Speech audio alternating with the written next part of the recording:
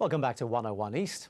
In Cambodia, the rising cost of rice has forced the World Food Programme to suspend its programme of providing school children with free breakfast. Fawzia Ibrahim visited Kampong Chang province to find out how that's affecting the students.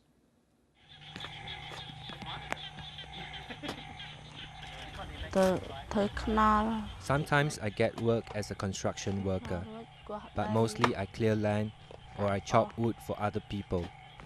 It is a difficult job because it takes a long time.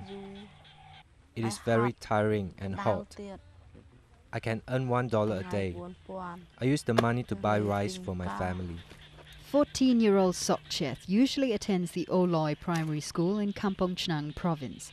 He'd rather be in school with the rest of his grade 4 classmates. But since the World Food Programme suspended their free breakfast program in Cambodia in May, Sokcheth's attendance has been falling. There is no food in school. I feel such bad hunger pangs that I get a headache. So it is better that I go to work instead and earn money to feed my family. Most of these children depend on the WFP's free breakfast for their one main meal a day. The program also encourages parents to keep their children in school instead of sending them out to work to support the family. But with the program's recent suspension, school principal Liak K has seen children dropping out of school. He shows me the school kitchen, which once fed about 150 children, but now stands empty. Sometimes the students tell us they can't concentrate because they are so hungry. So the teachers end classes early and send them home. We are so afraid the student might faint in class. I feel so bad for the students because all I can give them is education. But without food, what is education? The breakfast program benefits some 450,000 students in nearly 1,400 rural schools, most of them in Cambodia's poorest provinces. But without the donations to match the skyrocketing food prices, the WFP in Cambodia has had to make sacrifices. It hasn't been an easy choice to stop the school feeding program for WFP. We have, however, had to decide between the other beneficiary groups. We had to prioritize the more vulnerable groups, such as the HIV/AIDS, the TB beneficiaries, the pregnant and lactating women. After receiving renewed funding, the WFP is hoping to resume the school feeding program when the new term starts in October. But with food prices continuing to rise, there are concerns other programs may be affected. Currently, we have enough stocks to continue until the end of the year. After the end of the year, if there's no more donations, we may have to cut other programs on possibly HIV/AIDS or TB, but we don't want to resort to that scenario. The challenge now is to persuade children like Sokcheth to return to class. But as long as his younger brother, sister and grandmother struggle to find food, he doesn't seem to have any choice. Well, still with me are from New York, Professor Michael Spence, Nobel Prize-winning economist from Stanford University. In New Delhi, Dr. Vandana Shiva, a physicist, ecologist and author. And here in KL, Rajat Nag is Managing Director General of the Asian Development Bank. Thank you all for staying with us. That story of Sokcheth and the World Food Programme in Cambodia, obviously a very local story and subject to local factors. I want to talk, though, about the global situation. Professor Spence, you spoke before about how there wasn't too much of a relationship between the oil crisis and the food crisis. Can we explore that a little more? The way that factors of production are put into place is determined these days by things that have no bearing to the needs of Sokcheth in a small village in Cambodia. Surely there is a problem somewhere in this whole system.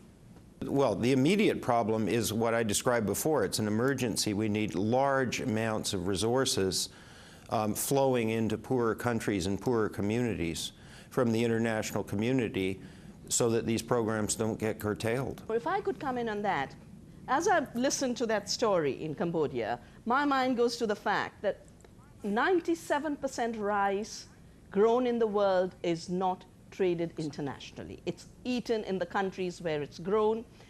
Only 7% rice is traded internationally, and yet it's the monopolistic control on trade and speculation on it that is leading to the price rise in Cambodia that is making a World Food Program necessary.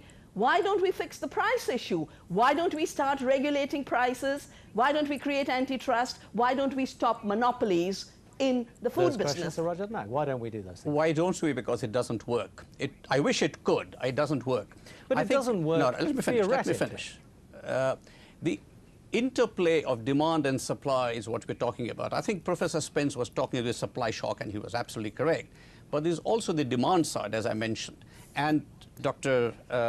Shiva is correct that the energy prices had a major role to play in increasing the prices of fertilizer, the transportation cost. The depreciating US dollar had an effect. The supply shocks had an effect. And it was made worse exactly by some of the things Dr. Shiva was saying, that some countries thought they could handle it by putting in price controls or putting export bans.